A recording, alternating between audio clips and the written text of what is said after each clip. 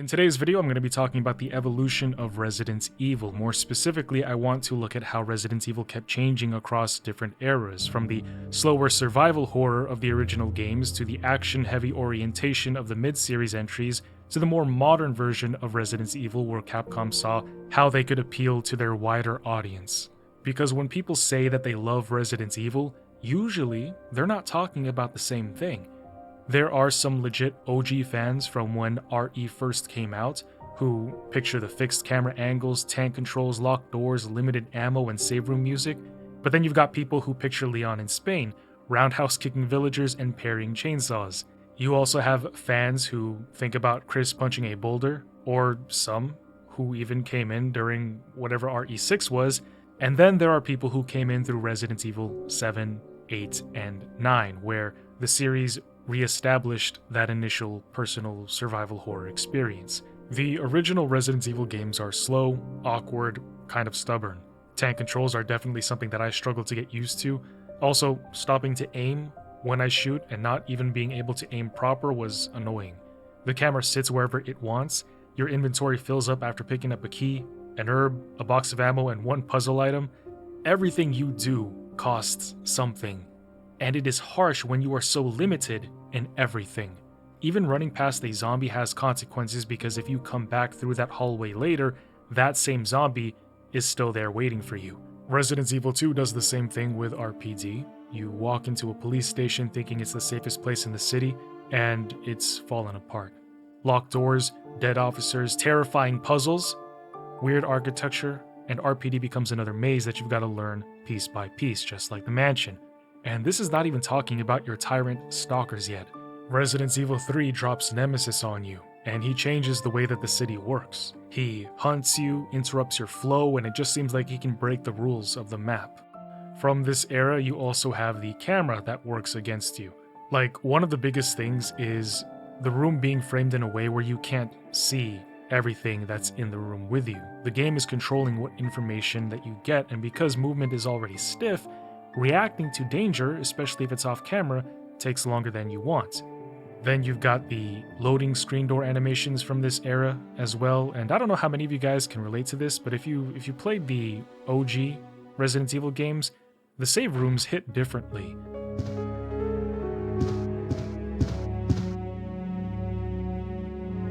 This is the space where everything calms down, the relief from so much tension, until you go back out. Code Veronica is probably the last main game that fully belongs to this older style before the series really changes. It still has the backtracking, the father-flipping puzzles, locked doors, limited supplies, keys, bigger dramatic story elements, a guy who laughs like a dolphin.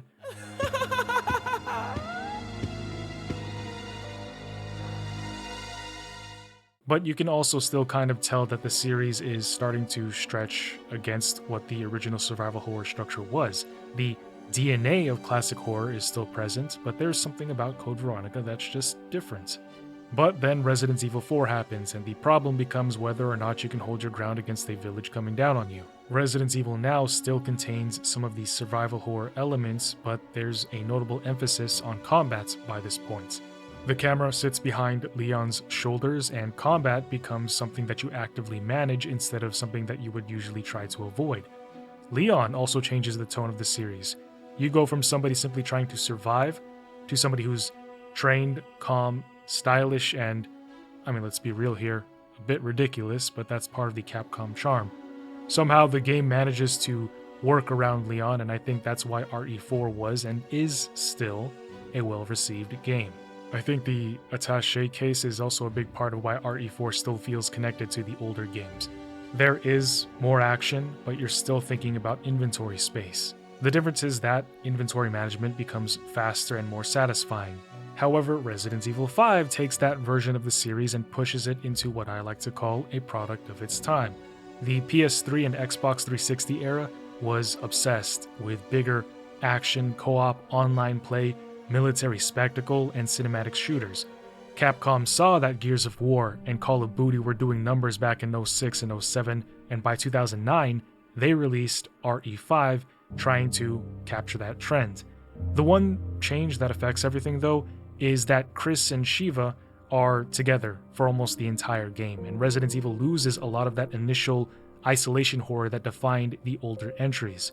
Bioterror is still a part of the story, but now you've got another person next to you, and if you're like me and had brothers or just friends to play with, well, Resident Evil 5 isn't scary at all. In fact, it gets funny.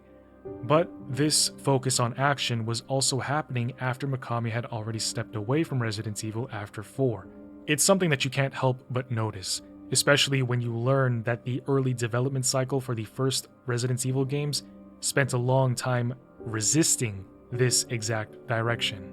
I have a video going over the history of Resident Evil's development linked down below. However, I will tell you that during the first games, the team tested more action-heavy ideas like sidestepping and charged knife attacks, and those ideas were dropped because they made fighting zombies look goofy instead of scary. There were also characters who were cut from joining the series because of the mere fact that they looked like they could destroy a zombie with just their bare hands. Of course, that leaned too far into being action-oriented and far away from their vision.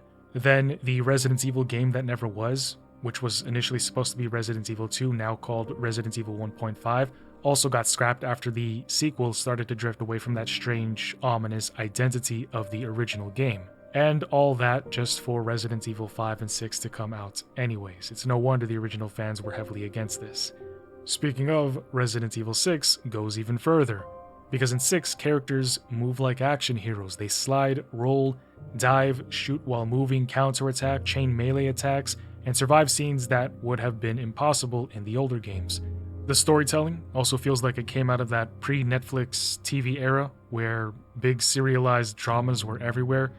However, the other thing that 6 did that really stood out to me is its scaling.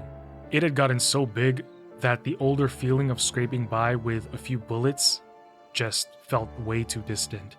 But I don't think it's hard to understand this era so much, because Resident Evil 4 was a massive success, so in Capcom's eyes, they followed the money.